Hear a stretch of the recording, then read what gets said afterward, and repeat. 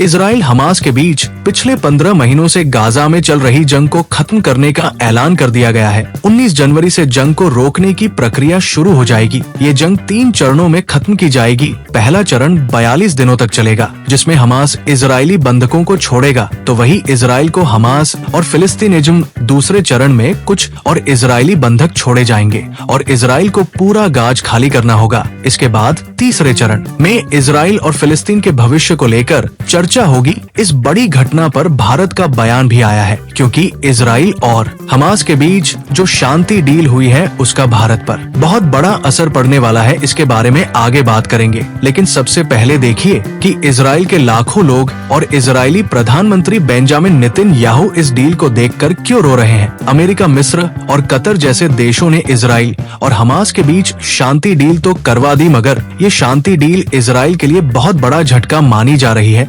Experts का कहना है कि पिछले 1.5 साल में इजराइल ने हमास को जितना नुकसान पहुंचाया था, इजराइल गाज में जितना आगे बढ़ा था, वो सब बर्बाद हो जाएगा। जैसे ही अमेरिका ने इस शांति डील के बारे में ऐलान किया तो गाज में जश्न शुरू हो गया। हमास के नेताओं ने बयान देने शुरू कर दिए कि इजराइल को बड़ी भार मिली है और असल में देखा जाए तो इजराइल को झटका जरूर लगा है। अब आपको सरल भाषा में समझाते हैं कि इजराइल को इस शांति डील से क्या मिला है और भारत पर इसका क्या असर पड़ेगा। हमास के कब्जे में फिलहाल इजराइल के 94 लोग हैं। इनमें बच्चे, महिला, पुरुष और महिला सैनिक शामिल हैं। इन 94 में से 60 लोग जिंदा हैं और 34 के शव है। पहले फेज में हमास 33 इजरायली बंधकों को रिहा करेगा, जिनमें 23 जिंदा हैं और 10 शव शामिल होंगे। रिपोर्ट्स के मुताबिक एक इजरायली बंधक के बदले 30 फिलिस्तीनिज्म जंग लड़कर गाजा पर कब्जा किया था, लेकिन सब पर पानी फिर सकता है। बहरहाल अब बात करते हैं भारत की। इजराइल को भले ही इस डील से नुकसान हो रहा हो,